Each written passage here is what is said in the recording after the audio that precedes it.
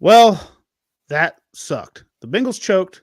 They blew multiple 10-point leads. They lost to the Baltimore Ravens 41-38 in overtime. We're going to call this group therapy. We're going to talk about it all coming up next on Cincy Unfiltered. Your boys are ready to go. You already know. Grab a garage beer, let's flow. No filter needed. Beer's getting deleted. It's the Cincy Unfiltered show. Let's go. Our boys are ready to go. Our boys are ready to go. You already know. Grab a garage beer, let's flow. No filter needed. Beer's getting deleted. It's the Cincy Unfiltered show. Let's go. Our boys are ready to go. What is up, everybody? Tri-state area, millions and millions and millions of people watching worldwide. No, I'm not going to be a depressed little biatch the whole show. I might. But yeah, you might. That was a depressing loss. Outside of what, honest to God, aside from the Super Bowl, which neither of us were at live, outside of that loss, this loss was the most emotionally taxing one I've ever been a part of. And we were sitting right next to each other. So outside of that emotional roller coaster, how are things going with you, Drew? Yeah, and it was like 900 degrees. I was covered in sweat the whole game. Yep. Wedge says I'm on that Spectrum special tonight. Am I having clarity issues? Am I having internet issues? Slight clarity issues. However, you still look just as handsome as ever. I mean, I turned the Wi-Fi off. I'm hardlined. I've done everything. You've done everything you can. It's okay. I've done everything I could possibly do. I could turn the Wi-Fi back on, but that might crash the whole setup, the whole thing. Don't do that. You look fine. I did. I just hit the button, so we're gonna see what happens. So if we go black, you know why. The screen. Oh, wait. Wife has changed her name on YouTube, which is a little weird. But she said it's her fault. She'll be fixed now. She's doing something on her computer. She's doing the photography thing. She uploads pictures. I asked her not to do it. Daddy needs some bandwidth, and this is what I get. You already look clearer, to be honest. Yeah. So Victoria, thank you for getting off of your photo editing there. We've got an interesting show today, folks. Lots of stuff to show you. There's been stuff happening live on Bengals Twitter. We're going to talk about it. Yeah, we're going to talk about the loss, break some stuff down, look at some statistics. I know. Don't be scared. We're not going to dive too deep. You guys know how we roll. We're not that smart. For the love of God, like where do you even want to start with this joint, man? I want to start with honestly thanking the folks at Garage Beer because without Garage Beer, I don't know how I'd make it through these trying times. Yeah. Crisp, cold, refreshing, doesn't taste like ass. They pay the bills around here. They keep the lights on. And they got me through that loss because we had a great time that morning. Passing out Garage Beer, asking people Bengals trivia questions. If they got it wrong, we still gave them a beer because everybody deserves delicious beer-flavored beer. We had a really good time doing that. Turns out didn't bring enough because by the time we left Longworth, it was gone. And Longworth is stop 1 of 3. So we're probably going to double up on the coolers, the backpack coolers next weekend. By the way, if you find a backpack cooler in the woods behind Bengal gyms, it's mine. I hid it there, completely forgot to go back to get it because I was pissed after the loss. It was like $15, so I'm just maybe going to buy a new one every week. Yeah, we're both very independently not wealthy, so actually try to get it back to him. But I do agree. I was shocked at how quick the beer went. We did stop by one tent with the intention of giving 2 people beer, and 15 of their friends showed up. But honest to God, I don't care. Like the more the merrier. I mean, this shit is just so damn good. They gave us plenty, so we wanted to make sure to share the wealth. So if we ever come up to you and ask you a Bengals trivia question, no pressure. If you get it wrong, we're probably going to give you the beer anyway. So shout out to Garage Beer, delicious beer-flavored beer. So I'm trying to process how bad that sucked. I'm trying to process. Okay, Breezy. Sorry. I haven't looked at comments yet. I got the other. He says the cooler, it's the homeless now, long gone. So, hey, you did a good thing Sunday. You gave that's true. I probably did. Yeah. Yeah. So, and that's cool. Maybe they can store food or other items in it. But Yeah. I don't know, dude. It was right there. You score 38 points. You have the. I'm texting, trying to help somebody find the show. It's all good. It's all good. Yeah, you score 40 points, right? 38, whatever. That's 40. And we're gonna break all this shit down, guys. Like, we're gonna talk about it every painful second of it. But your quarterback is lights out. Your receivers are playing like if they lose, they're gonna get gunned down. They're playing so well. Gosh, I need to get some new references that aren't military-esque and maybe bring that humor a little softer. The offensive blocking, you have your star rookie offensive lineman go down. It's terrifying. He's the toughest SOB ever because he gets taped up and goes back in the game. Running backs are running, receivers are catching. Already mentioned that. Tight ends are tight ending. Pause.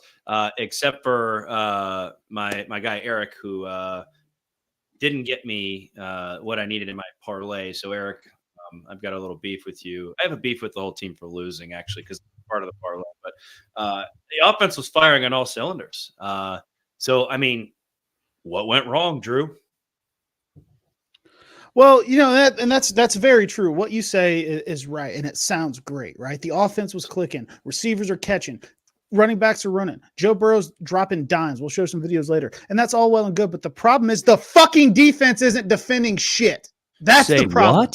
They're tackling people high. They're going for strips instead of trying to actually tackle the guy. I don't know what it is about this fucking defense, dude, but I see guys going in for the ball first. They're one-on-one matched up with these guys, and they're going for the ball first. Wrap him up. If you're fighting him to the ground, let your teammate come rip the ball. Grab the guy by the fucking waist and sling him to the ground. That's one of my biggest problems with this defense. That last run by Henry to set up the chip shot to win the game, that was pathetic tackling, dude. That shit was awful. Like, what are we doing? The offensive thing sounds great and good, and our nipples get erect. I'm almost done. You got me fired up. I apologize. That's all great. And when you watch that game and you see bombs to Chase and Chase taking screens to the house and T. Higgins getting 2 touchdowns, you think you should beat anybody in the world. But the defense gave up 61 rushing yards through 3 quarters, and you're like, shit, that's good. We're hanging with them. Complete and utter fucking collapse in the 4th quarter and overtime. Yeah, I'm all for the tomahawk chop and everything, but it can't be the first guy doing it. It really can't, unless he's in the backfield and you've already got control of him, and then you're punching the ball. It cannot be ball first. It just can't. It seemed desperate when we didn't need to be desperate. You know what I mean? Just hit, man. We had Cam Taylor-Britt come across and take somebody's head off. Just deliver that, man. If the ball pops out, the ball pops out. That's great. If the second guy can come in as a cleanup and start punching at the ball, that's great. But just fucking tackle. You just got to tackle. You're watching running backs break through a hole and getting up onto a safety or a corner that comes in, and they're going for the ball at their arm. I'm like, dude, hit his fucking waist first. Turnovers are great. We love to see the ball pop out and us fall on top of it. That's all well and good. But your number one job is to get the guy on the ground first. Absolutely. Like, I agree. Fundamental tackling. I mean, I hate to play this card, but championship level defensive coordinator here. I taught leading with your foot, near shoulder, near foot, wrap him to the ground. Come on, guys, we can figure this out. Makes no sense. I don't even think schematically it was bad. I thought like guys were in the right spot to make plays. Like, we chased Lamar around like a greased up pig. We were back there. Like, we were able to touch him, and he just was stiff arming guys twice his size. And it just sucked. It sucked. I will say this. Go ahead. Any other quarterback in the NFL, yes, the Bengals defense probably has 4 or 5 sacks last week. You're right. Any other quarterback. Right. It's just Lamar's fucking fantastic, dude. Yeah, we had that guy behind us that was pissed, and we kept having to remind him, dude, this is what Lamar does. Dude, this is what Lamar does. Like you have to give props to Lamar Jackson. I know we're supposed to hate him as Cincinnati fans, but like I don't hate Lamar Jackson at all. He's electric to watch play football. I hate it when he dices us up and does that shit to us. That play he made when he fumbled the ball, picked it up, squirted out to the right, somehow remained in bounds and threw a touchdown. I didn't believe it was real. I was like, "We're like a top 5 play in NFL history." Yeah, I was like, "There's going to be a flag." Or like that didn't happen. I didn't even know what to say when that happened. It was so like, of course that shit happens to us. It was that kind of moment. Oh my God. There's a comment here from Alex Gatto that I partly agree with that I want to bring up. So he says, at this point, we need to start playing the young bucks and get them reps to see what we got. Sick of Von Bell, sick of Jermaine Pratt, sick of Sam Hubbard. I agree with that, specifically with the safeties.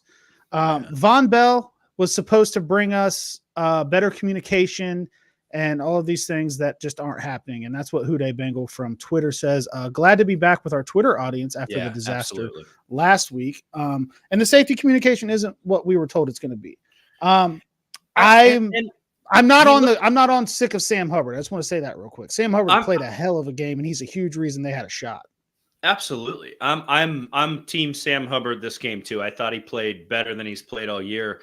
But to the point of Von Bell, I love Von Bell. But he looks like he's running in sand out there. I don't know what to do. And then you bring in Battle on some of these plays. He was a young guy and everybody's like clamoring for him, us included. And he like just looked like he didn't know how to play football a few plays. Like that one run or catch and run where he tried to tackle like this. I was like, that wasn't good. Like, what are you doing, man? Drew and I don't know what the answer is. Like flat out. We sit here and bitch as fans because that's what we are. We're just frustrated guys watching the football team. Like I can't sit here and say, well, if they'd run Tampa 2 more often and cover and shift the that's not me. That's not my shtick. That's not Drew's shtick. We don't have the answer, but I tell you what, it's frustrating to watch. It just really, really is, because when you have a team that can score 40 points a game, I mean, right now we are 5th in the NFL. Let me make sure I'm saying this correctly. I want to pull this up. We are the 5th ranked scoring offense in the NFL out of the 32 teams, and our defense, we're the 31st. In score stopping defense. Like that, I mean, it's a tale of 2 different worlds, right? Like it's just Joe Burrow and the gang are playing their best football right now, and the defense is just completely pulling the rug out from underneath them. Joe Burrow's playing the best football of his career. If the Bengals were 4-1, 3-2 right now, there would be talk on your television about Joe Burrow being the MVP of the league. 100%. He's playing that good. His 2 picks on the year are bad. We're going to get into that a little bit later because there was a little bit more detail that came out about what transpired there. But he's playing the best football that he's played of his career. We're getting the best offensive output that we've gotten through the first 5 weeks of the season in the Joe Burrow and Zach Taylor eras. And the defense is completely letting them down. I don't understand. But people are saying, like, where's the defense from last year? The defense last year was bad too. Like it wasn't good. It held together better. We're just seeing so much of the errors this year, and I don't know the answer. I really don't. It's got to get fixed. And the problem, folks, is there's no help coming. They are not going to magically pull Aaron Donald out of retirement and have him come in and solve all our defensive line problems. I don't think it's happening. If it happens, that's great. I just, what we got is what we got. Here, though, is potentially the light at the end of the tunnel, potentially, right? We haven't really seen this like defensive line at its full strength yet due to some injuries, right? Rankin's not in there. Jenkins is in a friggin' club, right? Murphy's just getting back on his feet. That's not an excuse for the DBs. I don't have an excuse for the DBs, but up front, maybe when the boys get back together, it can help a little bit. But other than that, man, fuck, I'm just as confused as everybody else. Myles Murphy looked good. His first game back, he was getting some pressure. That was very, very encouraging to see. I like to see him get back there. You would think Sheldon Rankins coming back is going to help with the interior pass rush a little bit, but run stuff, and you're looking at Chris Jenkins right now. BJ Hill was back. McKinley Jackson, there was a lot of hype about him. I don't even remember seeing him play. And maybe they're just easing the guy back in. He hasn't practiced since August 8th. So maybe he's active, but they just didn't bring him back. I think that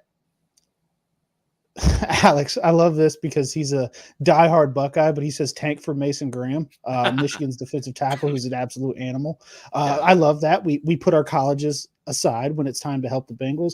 I tweeted that I would do sick things to help the Bengals to ensure the Bengals got Mason Graham. I didn't mean like this. I didn't mean going 1-4. I meant like a trade up. But you got to look at. We got a text from Dad Alert. Ooh, Lamar's like Ben, you can't sack him. Remember all those years we couldn't fucking bring Roethlisberger down? Different reasons though. Tank versus Jackrabbit. Like it's just the AFC North QBs are just always a different breed. Besides creepy face McCreep 4. He also said, bring back Jack Tatum. He will get the defense going. Jack Tatum, that's a name. He's dating himself there. Yeah, he is. He is. Shout out to Dad. Home from the hospital, still kicking ass.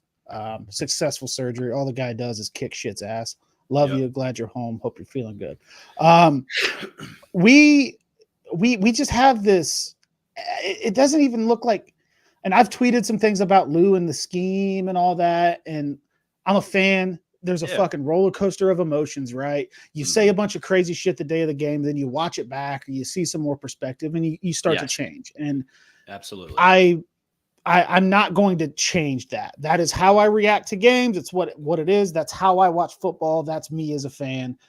I am me on camera, off camera, on Twitter, off Twitter. I'm the same fucking guy. So, I've been getting some hate on the Twitter, the switching up. And some guy told me today, he checks in every week to see what kind of bullshit I'm force feeding my followers. But like a few months ago, he was saying I was the best guy on the app. The whole thing, the whole 1-4's got people just crashing out on each other. Oh yeah. But so scheme, maybe it's not the scheme. Maybe it is the personnel, because the fact of the matter is when you watch the game back, guys are in the right position. They're just the attempts at tackles are just pathetic. But also, I kind of have to put that on Lou, because it's like, get your guys right. You know what I mean? Lou's not out there making the tackles and missing the tackles and all that. But like, I don't know how vocal Lou is. You don't really see that a lot. But like, I just remember like Mike Zimmer would be motherfucking these guys up and down. Like he would be on their ass the entire time. Is there a lack of intensity from Lou? Is there a lack of get in your face? Because he's shown that he's not scared to pull guys off the field now, because in the Carolina game, Cam Taylor Britt got pulled off the field for DJ Turner because he was messing up so bad. So when do we pull Vaughn back? When do we? I understand Jordan Battle had 2 bad plays. One was a damn good throw from Lamar to Mark Andrews that he was in the area. He just didn't make the last move to play the ball. Yeah. Sometimes it's just a damn good throw, and that's all you can do.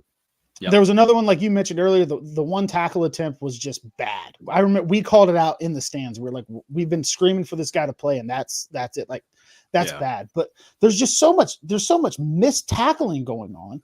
And I credit a lot of this to Lamar on the lack of sacks, because Hubbard got him one time. But like, dude, any other quarterback in the NFL, they have 4 or 5. So like, that's if you want to look at from the optimistic side of things, like there's maybe one quarterback in the league getting out of some of those sacks, and we just happen to be playing the guy. So like, that's a sign of encouragement, but also like, there is no more player help. No. Aside from Sheldon Rankins maybe coming back this week. Yeah. Aside from that, like I don't know where it's coming from, unless you. Somebody commented, I can't find it. I don't remember it. Somebody said, why not give Tyson Anderson a shot? You traded up for the guy. And at this point, it can't get worse. Dyson Anthony, Jordan Battle, Tyson Anderson. It can't get worse than what we're seeing out of Von Bell right now. And I'm sorry, but the returns on Geno Stone through 5 weeks are fucking terrible. We signed him after the best year of his career in Baltimore, and something has happened where he's fallen off a cliff. Ben, he's an Iowa guy. I love you, but we got to have the conversation. So, like, there's no help from outside of this roster. This team is not going to make a trade. Like, somebody posted, would you go get Max Crosby? Absolutely, you would go get Max Crosby if you're a fan. But like, he's not getting traded. Yeah. And B, the Bengals would never do that. So like, you have to figure it out, because there was some perspective on Twitter today from Cincinnati Bengals Genius. He runs a YouTube channel. Check that out. And it made me take a deep breath about an hour ago. The Bengals are 1 game out of a wild card spot, 2 games back in the division. 12 games left to play, offense firing on all cylinders. It's not as over as we thought it was Sunday. It sucks. You're in a 1-4 hole with 3 AFC losses, including an AFC North loss, and 3 losses at home. That sucks. Don't get me wrong. It sucks for tiebreakers and all of that. But there's a path here. You could win these next 4 games. The Giants stink. Malik Neighbors is good. You got to watch out for him. They're not a pushover by any means, but they're not a good football team. Then you got the Browns, who are a complete disaster right now. They can't figure out what the hell they're doing on offense. They hired an offensive coordinator, changed an offense that didn't really need changed, and they can't figure it out. And then you go to the Raiders, who just benched Gardner Minshew for Aiden O'Connell, who looks like a fat version of like the Farva guy from Super Troopers.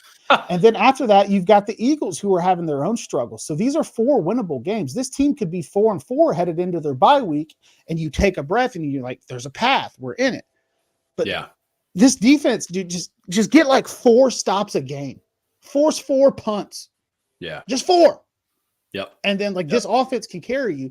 But what happens when the offense has a shitty day and the defense can't stop anybody? You get blown out.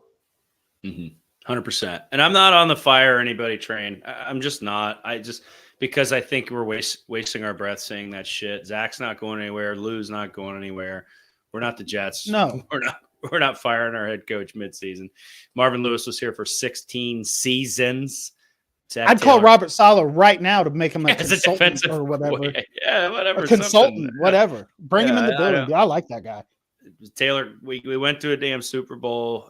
We went to the back-to-back AFC champ. Like, guys, like, that shit in the eyes of the Bengals, like the job security there for coaches, it's there. Like, I'm not wasting my breath on it. So it's personnel to me. I don't think any of these guys are soft. I've seen Jermaine Pratt hit.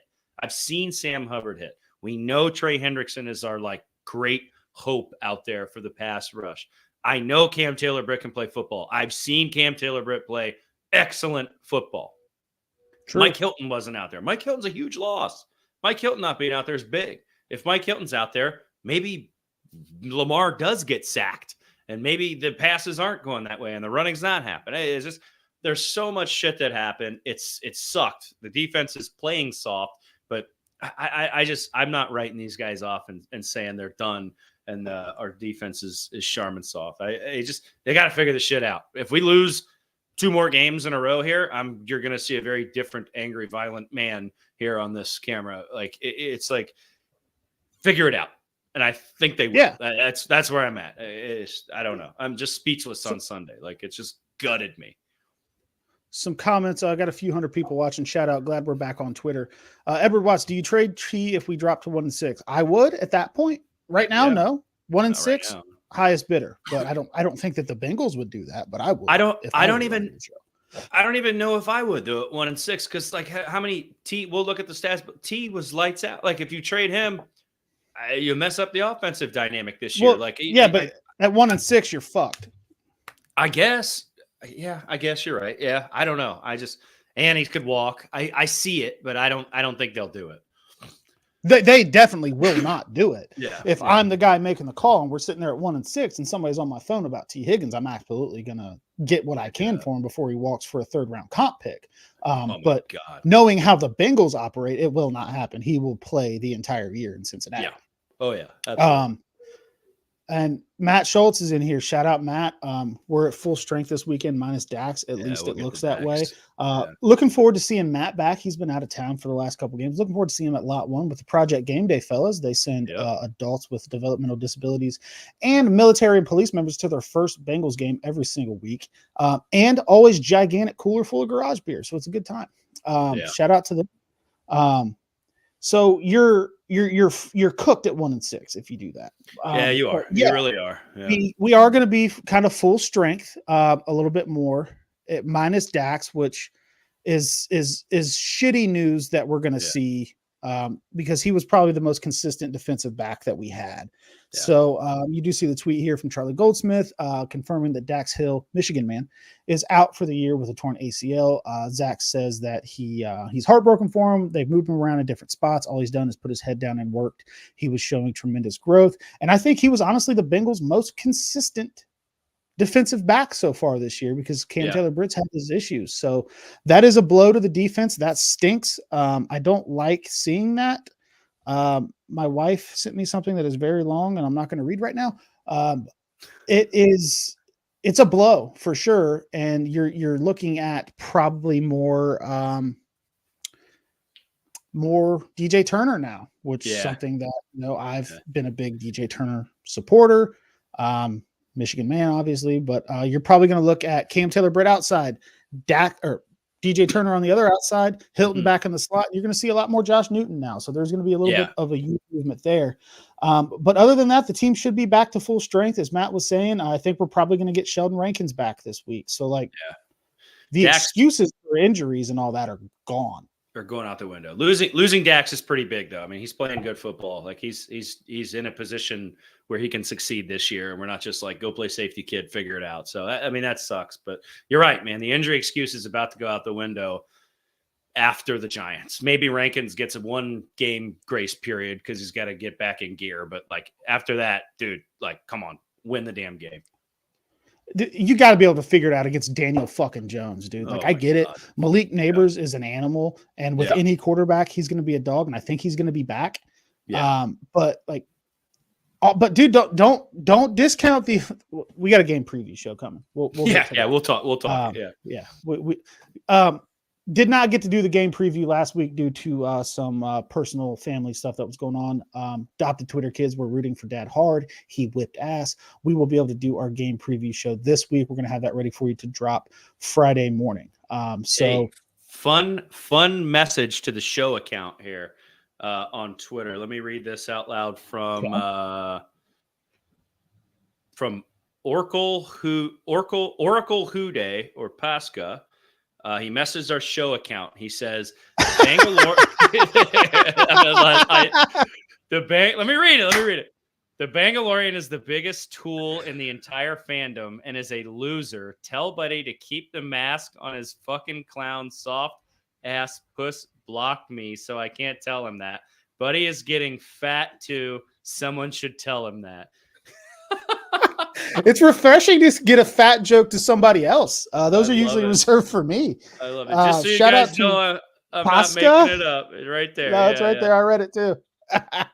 I don't know who you are. If I blocked you, there's probably a good reason. Listen to your dumbass talk. But let's talk Bengals football, dude. If you guys send us hate messages, we're probably gonna read them live on the show because all we do is laugh at your stupid ass taking the time to type that shit out. So let's talk about hate. You want to talk about hate? Let's do it. There was some hate out. There was some hate going on the timeline today. There was. Former Bengals punter Drew Chrisman posted a video saying it was a beautiful day to get some extra holding work in with a winking emoji and a free agent holder hashtag. And that's clearly a shot at Ryan Rico, who had the drop on the attempted game-winning field goal against Baltimore last week. And Drew Chrisman's been on the show. Always thought he was a nice guy. I find this video to be a little bit in bad taste because after week 1, when Ryan Rico booted that 81-yard punt, he was on there saying, my record's in danger. Keep killing it, Ryan, like being supportive. And you're like, okay, the fraternity of punters for the brand, the fraternity of NFL players. He's supporting a guy kicking for his former team. And then Ryan Rico has a bad moment in a rookie career where I'm sure it pissed him off and upset him. And we get this video. And I just think that that's a little bit shitty. He did the Washington Commanders thing where he had a tryout and they asked him to take down the video because he was wearing their stuff and he refused. And it's like, haha, stick it to the man. Okay, that's funny. And then he does the video for Spectrum News 1, who he was working for. And they asked him to take some stuff down because he was putting access people shouldn't see on there. And he quit his reporting job over it. And it's like, all right, this is getting a little weird, right? So he does this, and people naturally give him shit for it. He follows up with, Bengals Twitter putting up more in a fight than the defense. Let's go, who they love this app. Turned into some, what I feel are kind of personal attacks toward Willie Lutz. Because if you don't know, Drew Chrisman does own a moving company. Cool, good for him. Start your own business, make your money. Somebody posted a bad review on it. He actually got a flurry of bad reviews on it because this has maybe kind of backfired on him. But one was from a guy with the last name of Lutz, and he decided to go after trusted friend of the program, Willie Lutz, somebody I consider a friend. And it got kind of weird. People were talking about posting where Willie lived and where Willie worked and all this stuff. Oh, really? Yeah. I didn't people see were that threatening to do that. It was in the Instagram comment. People were crap. threatening to do that. I don't know if anybody actually did. Yeah. But it turned into like a very weird thing because if he saw that review, he could have very easily sent Willie Lutz a DM and said, "Hey, man, is this your cousin, your brother? Are you related to this person?" And they probably could have talked it out. Instead, he took it to the timeline. And I'm no saint. I put people's shitty stuff on the timeline all the time because I like to call out hypocrisy. But this was a little bit different, I feel like, from somebody with a much larger platform. And it turned into kind of a whole fucking shitstorm just for him to post what I feel is a half-assed apology video to Willie a few hours later after determining what I think we all knew. So I just think that that's a dick move. He was posting like, the Bengals, I'll answer my phone for you one more time. I'm giving you one more shot. It's like, well, buddy, you answered it 7 times and you couldn't latch on. So I don't think they're going to call again. So it just felt like a little, it's content. You're promoting a business. You're a video creator. I get it to an extent, but it's also like, isn't there kind of a fraternity of brotherhood in the NFL and amongst specialists, especially, where like maybe you don't kick the kid when he's down? Yeah, it sucked. I thought it sucked. I like Drew as a person, but this shit sucked. I like, what are you doing, man? Like, what are you doing? You know what I mean?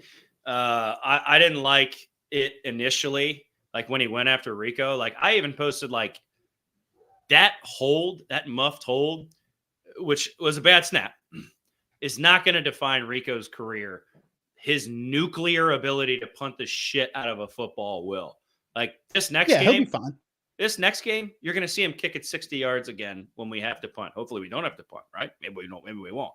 But you're going to see him do it again. Like the kid is electric. We're calling him the Mormon missile for a reason, dude. Or the Mormon Mortarman, the Mormon missile. Like it's unbelievable. So yeah, I thought that was really shitty. I didn't understand the Willie Lutz thing.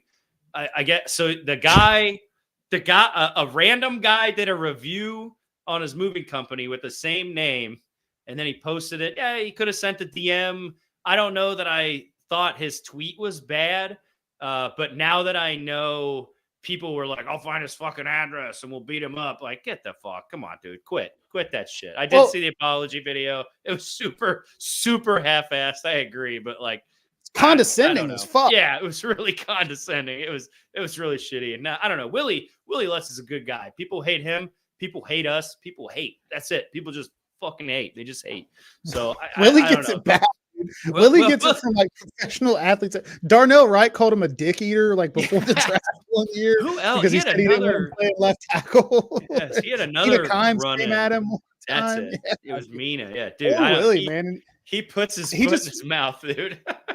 He just wants to talk about the Bengals and listen to Fish. It's his favorite band. That's all he wants to do. Like, poor Willie just keeps catching bullets. But I just thought it was kind of shitty, and I get it. You're a content creator.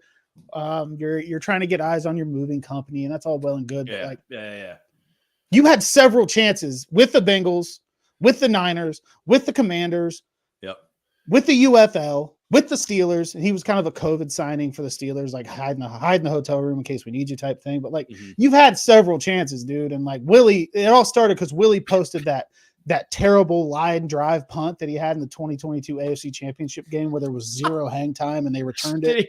That was what kind of started it. I don't think I saw that. Was that in response to him or something like that? So Chrisman posted the holder video where he's like catching the snap with one hand, winking at the camera thing. And Willie, he didn't say a word. He just quote tweeted it with that video. And I think that's what got his sights set on that. And I love Willie. Now he's fighting off bad Google reviews, apparently. That sucks. But Oh, well, man. You reap what you fucking sow. Hopefully his business does well, but come on, man. Quit doing that shit. Fucking stop. Yeah. Nobody needs it.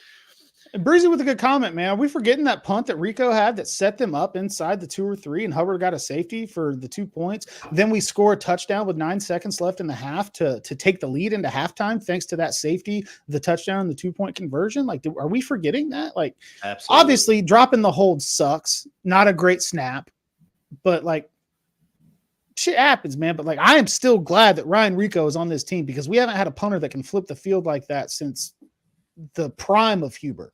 Oh, yeah. So the whole thing just got a little bit weird, and I just think that Drew's being a fucking clown about it, to be completely honest with you.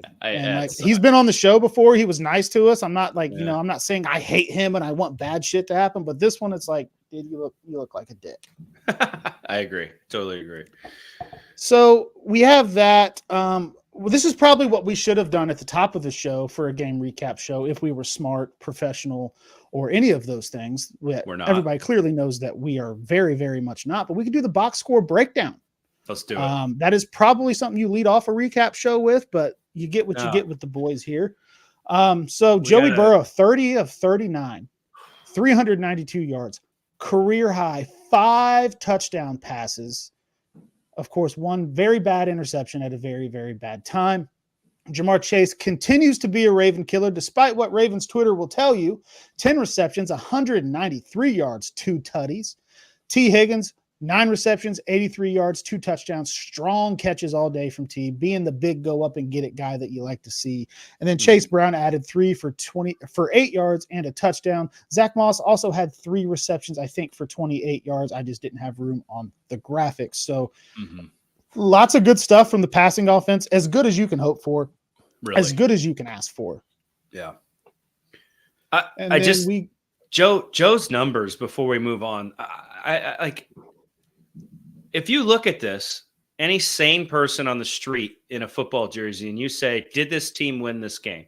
They're gonna say yes. It's just so unbelievable that this box score right here is just gonna be forgotten to history because we lost in embarrassing fashion. It just sucks because these are MVP numbers from Burrow. This is I'm the best receiver in the league statement play from Jamar Chase.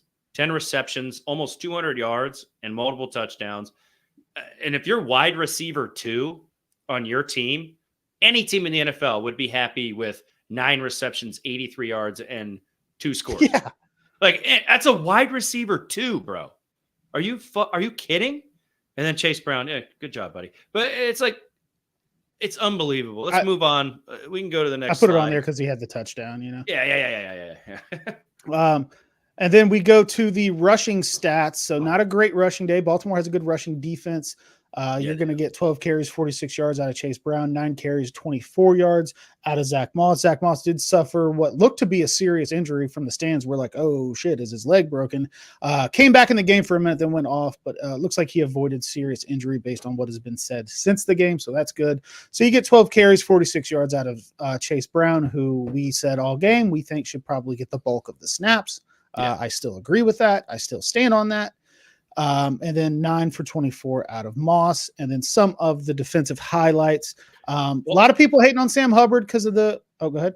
Pause. Go back. I just want to address like another guy that went down, and I mean, Drew, what came out of your mouth was, "Holy shit! I think he broke his leg." In Moss comes back in the game. Tough guy. Like we have toughness on this team. I have to highlight that. Like, we're not soft. This team is not soft. We got guys out there. Well, we thought Mims tore his Achilles the way he couldn't even stand on it. Moss was down like somebody had just hit him with the freaking cart. Like, I mean, we thought, shit, okay, it's Chase Brown season. Comes back out and plays, right? 9 carries, 24 yards. Good. I like it. We can move on to the defense. I just want to highlight the toughness of this team. Absolutely, man. Yeah, both of those guys could have just said, you know what, I'm going to sit here, I'm going to chill, and hopefully I'm good next week. But they taped it up, and they got back out there. So that is a very, very good point.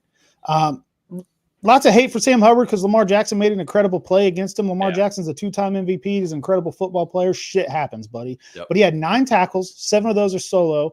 He had the only sack of the game. And then he forced that safety on Derrick Henry in the end zone that we talked about near the end of the second quarter, which was a momentum shift. Really felt like that helped get the Bengals back in the game. And then Jermaine Pratt. 9 tackles, 6 solos, had the fumble recovery in overtime where the Baltimore Ravens tried to hand us the game, and then obviously the offense couldn't convert. We'll talk about the play calling on that in a minute. Logan Wilson, big Logan Wilson show, 9 tackles, 5 of those were solo. Cam Taylor-Britt had 6 tackles, 5 solo, 2 passes defensed. Those are some of the defensive highlights. There weren't really a ton to go around other than that. So that is your box score breakdown. We will probably try to lead with that as we start game recap shows going forward. But you know, you get what you get, and you don't throw a fit type thing when you're rocking with the boys here. Also, anybody out there that wants to, you know, throw their little logo on the box score breakdown, hey, hit us up in the DMs, brother. We bitched and moaned at the beginning of the episode, so I really don't think we need to do that anymore. The defense sucked. There we go. And end of recap from my square here. So on the Burrow interception, there was a good breakdown of Burrow's perspective on it and Chase's perspective on it. This comes from James Rapine at Cincinnati Bengals Talk. Talked to him, asked him, make sure it was cool to use this. He said, absolutely, go ahead. I'm going to play the clip now. You're going to hear James ask Jamar Chase about the interception and what he thinks. And then you're going to hear Burrow talk about his thought process through it as well. Well, we can start with me and Joe not on the same page. I gave him a shitty route. He threw a pick, so I'll start there. Can you take us through the interception a bit more? I know you said that the route. Shitty route by me. Marlon played inside leverage. Coach was on the sideline yelling slant the whole time, so shitty route by me. I should have made him work a little more. Marlon's a great player. You know, we made plays, they made plays. So that's a credit to him. You know, he's a smart, savvy player, knows what we're trying to do in that situation, and played it perfect.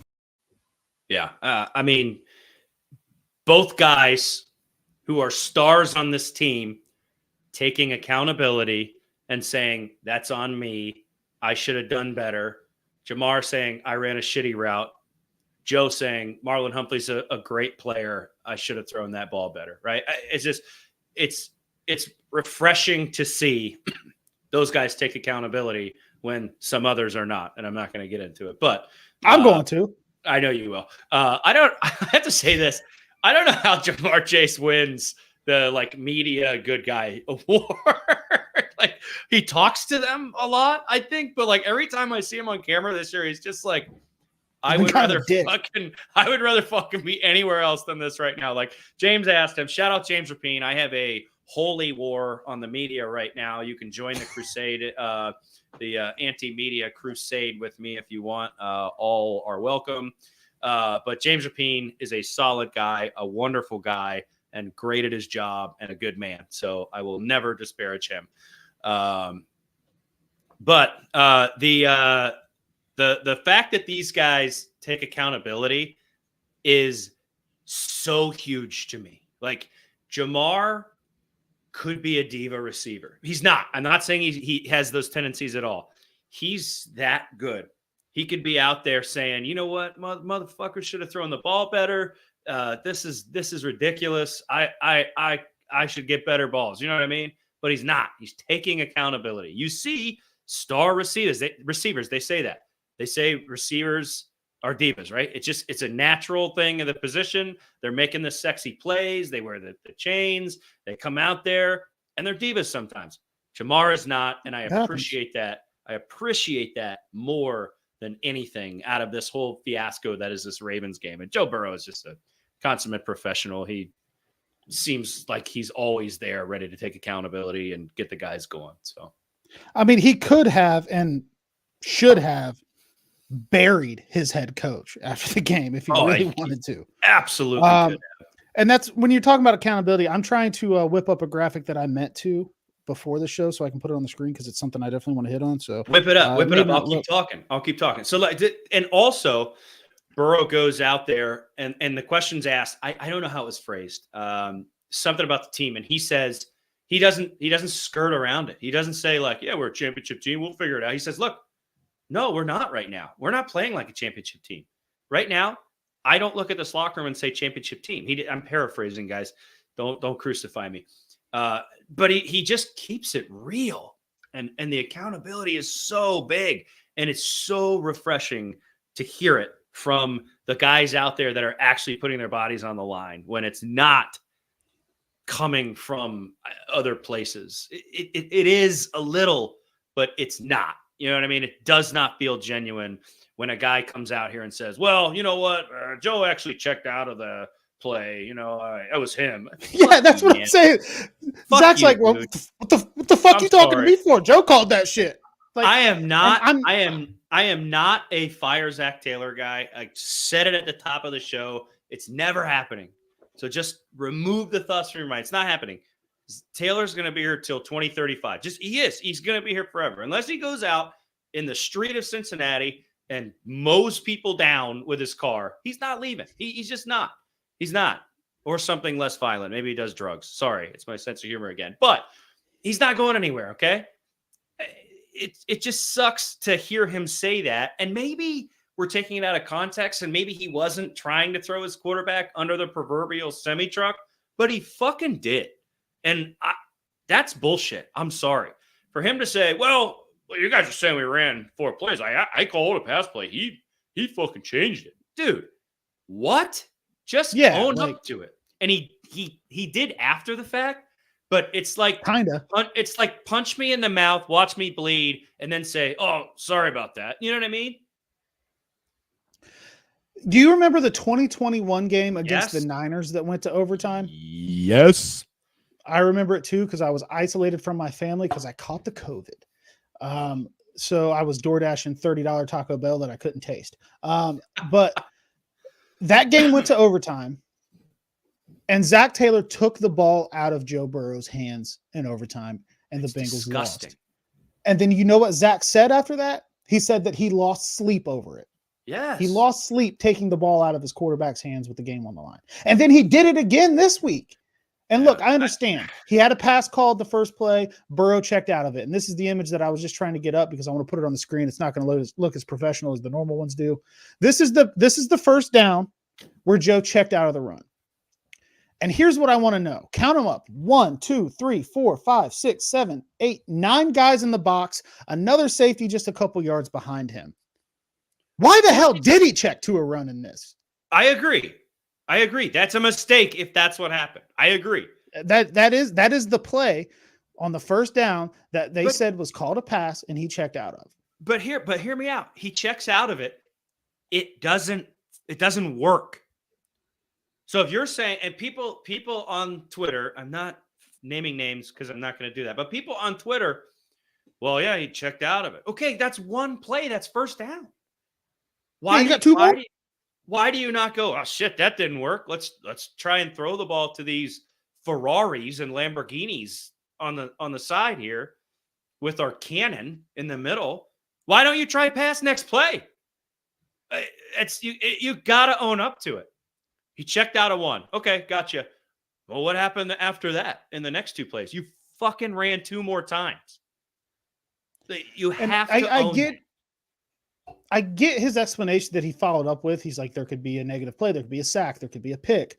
There could be a penalty. And yes, but there could just as easily be a hold called on a run play as there is a pass. I guess there's a little bit higher probability of a tackle getting a hold. But all you tell Burrow in that situation is if it's not there, roll out, throw the ball away. Don't take a sack. You can't take a sack here, and you can't throw a pick. If you don't have anything, roll out, throw the ball away. We lose no yardage, and we're still in the field goal range that you're talking about. It doesn't. To me, his explanation is word vomit. I'm sorry. Oh, well, an asteroid could fall from space on the stadium and kill everyone. Anything could happen. Lightning could strike. Oh my God. You know what I mean? Jesus could come back and touch Joe Burrow and make him even greater than he is now. Look, so much shit could happen. That's great. You don't play like a coward. You don't do that just because you're worried about a hold. Linemen fucking hold. It happens. Interceptions happen. Joe is playing lights out. The receivers are playing lights out. Trust your absolute nuclear offense to continue to be nuclear and win the damn game in regular time or overtime. I don't even know when it fucking happened. Overtime to win the game. They could have. It just they could have been a little bit more aggressive at the end of regulation. Zach Donch with a good point. I think Burrow's smart enough to know what he can and can't do in that situation. He's not going to throw a 50-50 ball. He's not going to force a ball there. no. He's not going to throw a slant that's iffy that gets picked off like he did. He's not going to do that. It's a different situation. But it's just he's your $275 million quarterback. Live and die with him. Live and die with that guy. He was going nuclear. Yeah, he threw a bad pick. I don't care if he had thrown 3 picks. You paid him $275 million. Live and die with the guy on the line. Don't settle for a 53-yard field goal. I think it was a bad call for him to check to a run on that play that we just showed with 9 guys in the box. I do. Yeah. That's on Burrow. That's the play he checked. That's on him. Shouldn't have done it. But Zach called the next 2 plays. And I'm sorry, Zach pissed down his leg in the Super Bowl. Zach pissed down his leg against the Niners that year. Zach has done this a couple times because he's playing not to lose, but you play the old, it's Herm Edwards. You play to win the game. I know what you mean. And he played not to lose. And that's exactly what I tweeted from the stadium. That's what you get for playing scared. He played scared. Now, do I want him fired for that? No. His offense has been giving you everything you need to win football games all year. I just want him to flop his nuts on the table one time and go for the jugular and put somebody away. That's all I want. If we were like on the 1 or the half-yard line and we were like, let's just run it down their throats and try it because the field goal is a sure thing. It's a little bit different of a story, but you had room to play. You had a few yards to gain. It's soft decision making.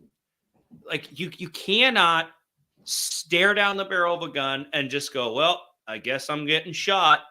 No, you fucking move it out of the way and you fight for your life and try to win. It sucked. And we watched it happen 3 times in real time from the other end zone. And then we watched them come down. Derrick Henry just embarrassed the defense, and Tucker dinked that field goal. The entire sequence of events felt like a fever dream. And I think I looked over at you and I was like, bro, this only happens to us. And it was awful. Like, it was just embarrassing. I felt like a soft batch cookie because I'm associated with it, wearing the colors. I love this team, Houday for life. I'm never going to fucking abandon this team. But the entire sequence of events from a decision-making standpoint felt soft. And he iced his own kicker. I didn't understand that. I don't think I realized he called a timeout. I don't think I realized that happened until after the game because I was just like, what is going on? It's so different live. I honestly thought Baltimore scored a timeout or called a timeout because I'm thinking they're icing him. They got a timeout in overtime. It's live. We're not seeing the TV broadcast here and everything. We're panicking, looking at our phones, talking to people around us. We might not hear the PA announcer, or the ref come on and say that it was a Cincinnati timeout. So I didn't know that either. But the guy iced his own kicker. Yeah. McPherson, if that's a perfect hold, makes that, and we're walking out here with a victory. We're not shitting on McPherson. We're not even shitting on the special teams faux pas. That happens. That just happened to happen at literally the worst point in the game. Catastrophic. I'm not mad at that. It is what it is. However, it never should have got to that point. I don't think. I wholeheartedly believe had we gone run, oh shit, that didn't work, pass, I think we score within the next 2 plays, and that's all she wrote. I really wholeheartedly believe that, rather than maybe trying to set yourself up for an easy field goal. I don't even know what the thought process was behind it. Let's think about this. If you're just punting on the drive, if you call the pass on first down, Burrow checks out of it, the run gets stuffed, and you're like, we're just going to run the ball up the middle. We can make the kick from here. Kick it on second down. Yeah. If there's a fumble on the snap, Rico can fall on it. You lose some yards. We got to get some yards back here on third down. Like, if you're really just going to give up on it. Yeah, it's good. If you're going to give up on the drive and say, I guess we're going to try to run it and hopefully get some yards, kick it on second down. If he fumbles the snap, he can fall on it. Or kick it on third down. If he bubbles the snap, he can fall on it. I mean, I would prefer second. If your mindset is like, we're just going to keep it on the ground, we can make it from here already, try it then, because we've had fumbled snaps come back and fuck us over before. Yeah. You could do that. I mean, obviously that's not the traditional thinking of any NFL head coach, and I understand that, but I'm just saying, like, if you're going into that drive saying, hey, if this first down pass doesn't hit, we're just going to stand pat, we can make it from here, kick that motherfucker a little bit early just in case you have an issue on the snap. That's a really good thought process. I did not have that thought process. I just know when I saw that kick go wide left, I didn't have anything in me to throw up, but like, it's just like my soul left my body. And I was just like, oh, that's it. Okay. It's like, there's no way we're stopping him. Like, and Derrick Henry, like, he had plays and this, but like, he chose that time to be Derrick Henry and just run the length of the field. Like, it's just, of course, that's how it happened. Like, I was tweeting. He wasn't even that. I mean, no, he was. I was tweeting out during the game, like, get safety, bitch. Like, I was like, I couldn't believe it. Like, and then he comes and does that and reminds everybody, hey man, I'm King Henry. Shut up. Like, he did. You cannot argue it. He did. It just sucks. It's just when they didn't fucking tackle him either. Like, there was so low effort on that play. Shout out Fro. Was not expecting no hat Drew coming into this live. Very rare occurrence. Got a fresh haircut yesterday. Got to show it off. Good. Got the beard angle going. You can't tell me shit for 3 to 5 business days. I'm gonna show it off while I got it. You got a good barber. That's a good cut. Good fade. Yeah. Shout out to People's Barber, Brent Hamilton, All Sports Barber, Centerville, Ohio. Free ad. I might have to drive down there. His closet door from his hinges after the kick went left. Oh, yeah, my girlfriend is pissed. I believe it. I believe Ben did that. I love you, Ben, but I believe that you did that. Zach with another good comment. Let's try to get through some comments, man. I haven't done a good enough job of that today. We've been riffing. 49ers game of 2021, Browns game 2022. After that, we turn shit around. Hopefully the 24 Ravens game is what we're talking about 10 weeks from now. And that's true, man. That 2022 Browns game was a shit show on Halloween. And then they went on a 10-game win streak, went to a conference championship game. 2021, lost to the Niners, went on a run, go to the Super Bowl. That's true. It can happen. And the Bengals have the easiest schedule remaining in the NFL. Yeah. That is a fact. So but dude, you got to get these next 4. You got to beat New York. You got to beat Cleveland, who's just my buddy's a huge Cleveland fan. We talk about it, and he's realistic about it. He's like, dude, we're fucked. We're not doing anything good. Nothing. Like, they don't have. I don't know. They don't have like the offense we have right now. Like, it's just they are truly fucked. You think we're upset? But their defense is a matchup nightmare for us, though. But you have this run that you can go on. You can get to your bye at 500 and have it all out in front of you. It's just, dude. I mean, zero margin for error at this point. Yeah, zero. And then after your bye, you gotta go back to Baltimore. You gotta go play them in their city on Thursday Night Football. It's a hell of an environment in Baltimore. A lot of their fans suck on the internet, but when they go in the stadium, man, they make it hard as hell to play there. Now I'm still hoping Burrow goes in there with a little extra. Well, put a chip on his shoulder because of what they said about him last year.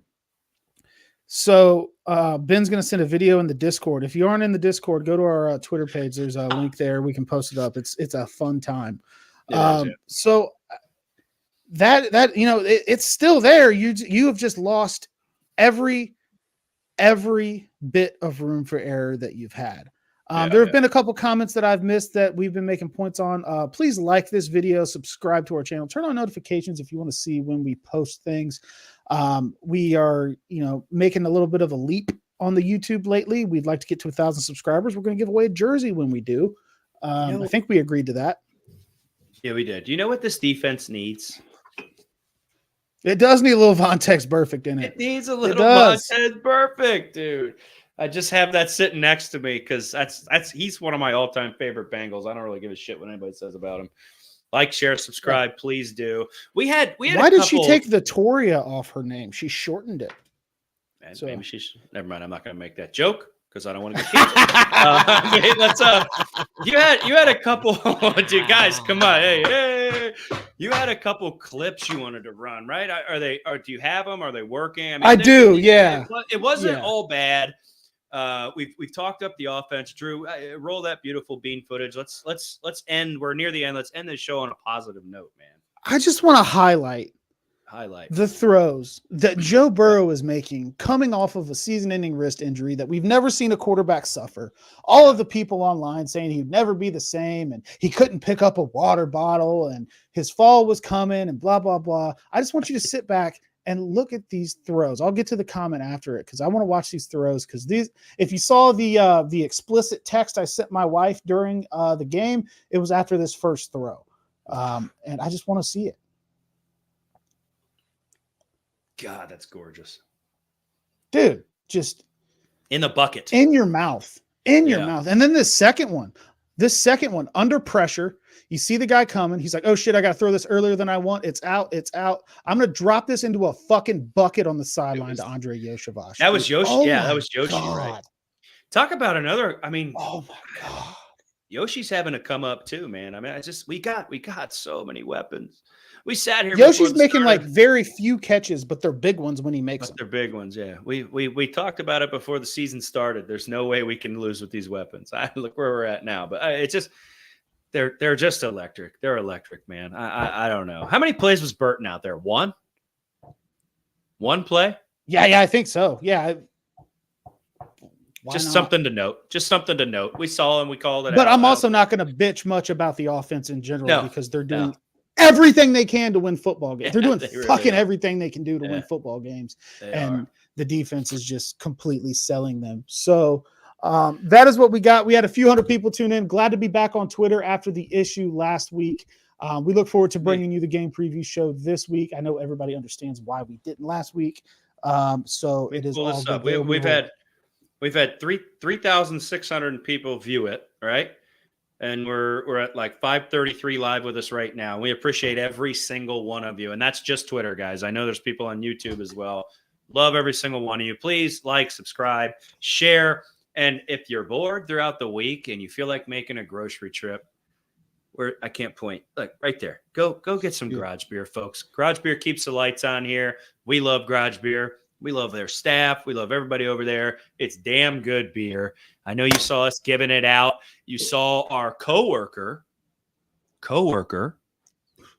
Jason Kelsey giving it out at the Chiefers game there. So I love to see the word of Garage Beer getting spread all over the world. It looks like they're going to be in like 6 new cities this year or something I was reading. So 6 new states. States. Yeah. So yeah. It's growing. It's awesome. Hop on the train now, guys, because it's gonna explode. It's that good. Let's go. Taylor, one more comment from Taylor. He will be in the stadium week 9. If we leave that game 5-4, I'll shave my beard at the stadium. Who day? I would like to be involved in the beard shaving. Yeah, we'll bring the razor. If that has to happen, I would like to record it and be a part of it. I will not put my beard up on the line for anything because this hides my extra chins. Dev, Garage Beer is fire. It really, really is. It is just beer flavored beer. That's all it is. It's very simple. Just good beer. So yeah, we'll take more next home game. We'll give out more. But we encourage you to buy it. Because I have to get rid of all this beer in my house. My wife is like, where in the fuck are you going to put all that? I'm like, looking like laundry room. Yeah. So we're going to get that off at tailgates. I also drank several of them because it's just delicious. So we will certainly try to get that into the hands of as many people as possible, as long as you're over 21 years old. Don't get any fucking ideas, kids. I'm not going back to jail. Yeah. I've never been to jail. Well, I mean, I've been arrested, but never mind. So that's it. We're over an hour. We're getting ready to get canceled. We are unfiltered, so it doesn't really fucking matter, but we're going to go ahead and roll this. We're going to get out of here. We love and appreciate every single one of you. Who dat? Your boys are ready to go. You already know. Grab a Garage Beer, let's flow. No filter needed. Beer's getting deleted. It's the Cincy Unfiltered Show. Let's go.